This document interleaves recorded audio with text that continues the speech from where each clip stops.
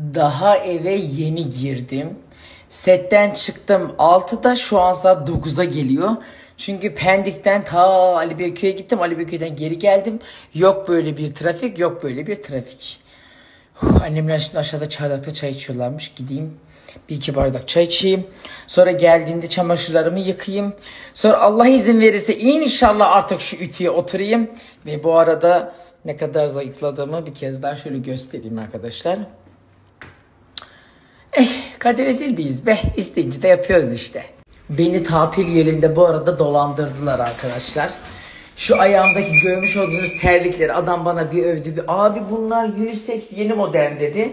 Hadi yazlık geldi bir tık daha iyi görünüyordu ama eve gelince bildiğiniz Şaziye teyzenin terlikleri. Yani bu terliğe bir de ben para verdim. Allah boyunu posunu devirmesin. Esnaf gazına gelmeyin, ben gaza geldim. Dedim ki ben acaba modern düşünmüyorum. Hani insanlar modern düşünüyor dedim. Biraz daha şeydir dedim. Ama eve geldim, Şaziye teyzenin terliği, sırf para verdim diye apartmanın içinde giyiyorum.